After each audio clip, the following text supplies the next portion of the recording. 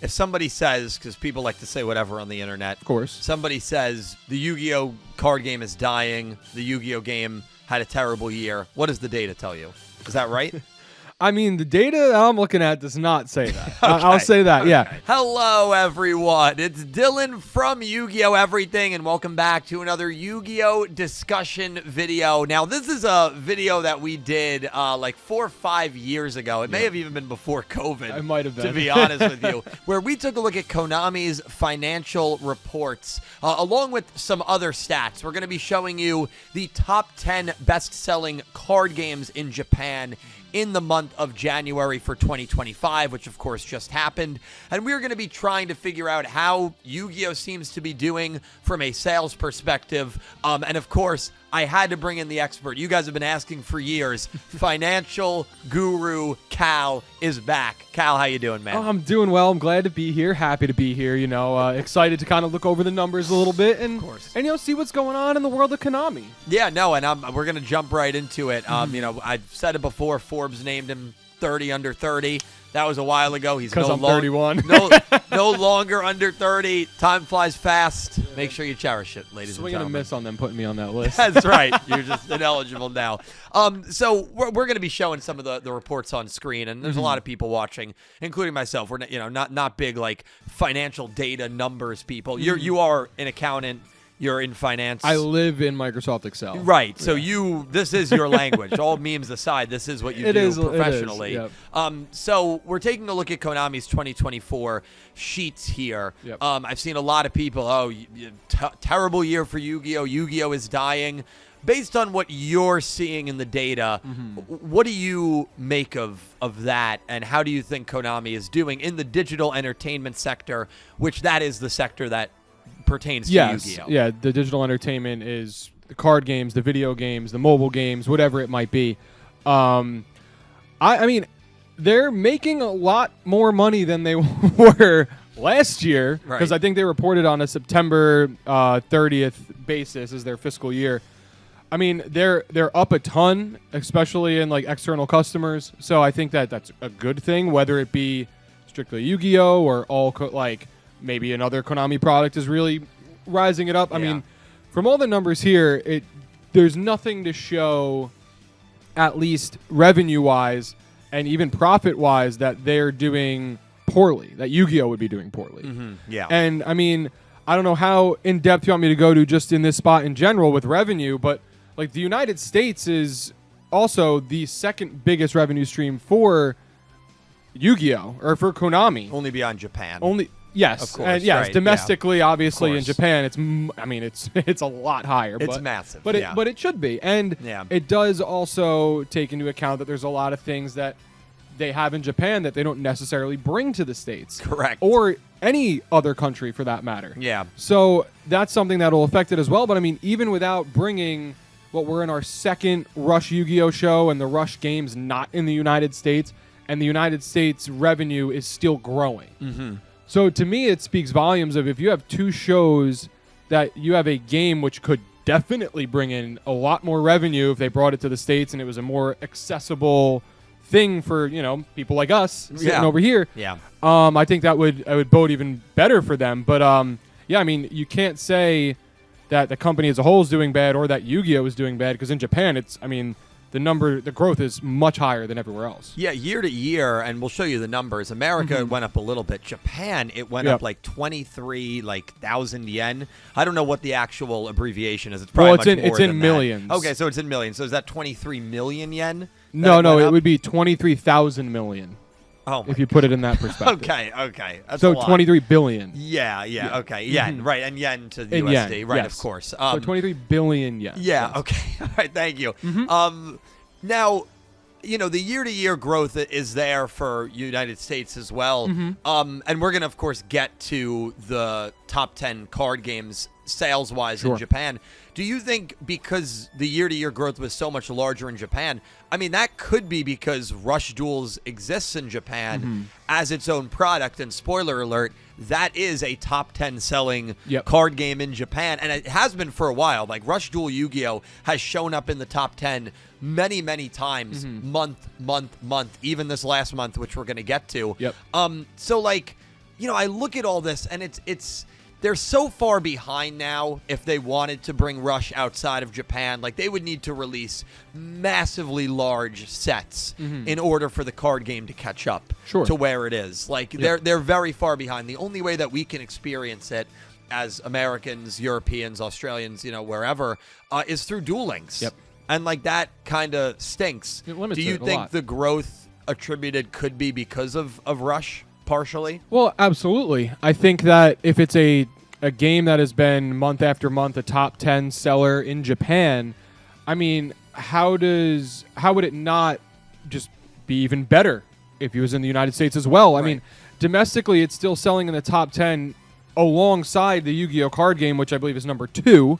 So it's like now you have 2 card games in the top 10 in Japan, but if it's doing so well there, to me, it doesn't make sense of why they would have never brought it, globally. Yeah. Because with the growth it has in Japan, and if that's probably one of the few factors that are different between what's in Japan and what's in the United States, I'm sure there's other things here and there that Konami does that maybe aren't in both places.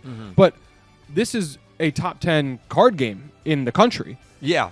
If that comes to the United States, or if another show with the Rush anime comes into the United States, it's something like, hey, like even now, the dub is out, right? Yeah, the dub for Go Rush. So the dub is out, and people are watching this, and people were watching Sevens, and probably like, wow, like I wish I could play that game with my friends. Right. But I can't. At locals, at shops, like, and you can't. play the actual game. Like, yes, you have Duel Links, but like, that's very minuscule to how much the Yu-Gi-Oh card game, like how much there is to it, and how available it is in the normal like Master Duel style of the game.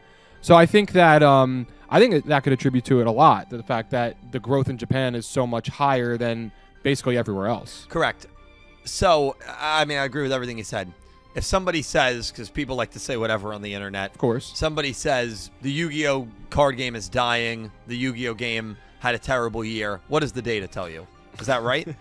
I mean, the data that I'm looking at does not say that. I'll say that. Yeah. No, I mean, the data speaks all. Numbers never lie, right? Right. Unless you're committing crimes, numbers never lie. Right. So I think that, yes, I think Yu-Gi-Oh had a good year, if not a great year. I mean, obviously Yu-Gi-Oh is not the only thing Konami does, so you can't pinpoint the exact numbers that, at least from here, that Yu-Gi-Oh is pulling in. But itself, I mean, it's a game and a show that is successful in Japan, and a game and a show that is successful for Master Rule in the United States and in other countries.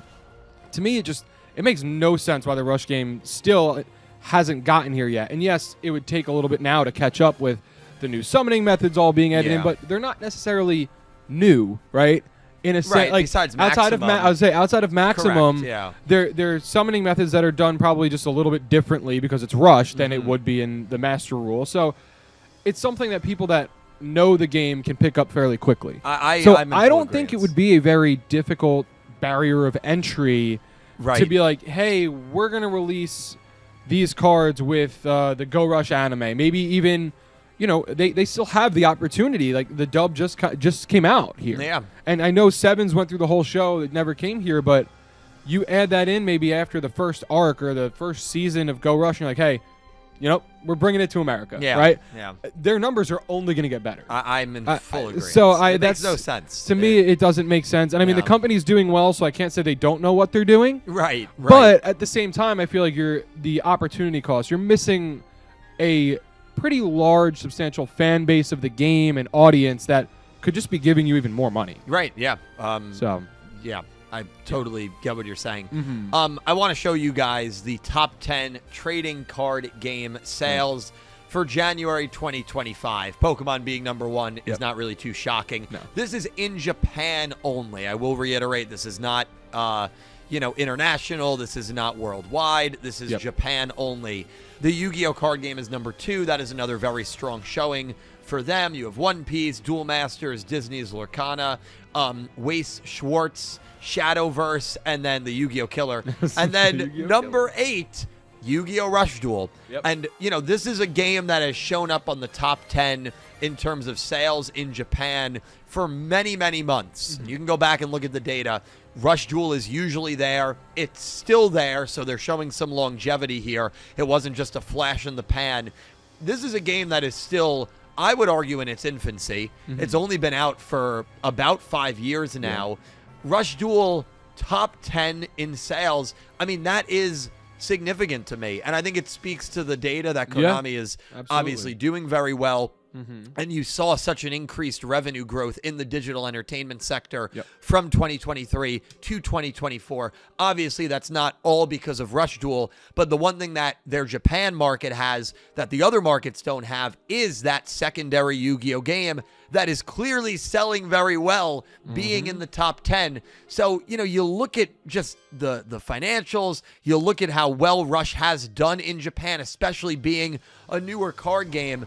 And it's tough, again, to really understand why this game has not been released worldwide physically and why there's no signs that it will. And honestly, I'm one of those people, I just don't think it ever will. Yeah, I mean, you're closer to the product than I am, obviously. So I think that if you don't think it's ever going to come to the United States, it doesn't bode well. I've been wrong many times. Yes, you have.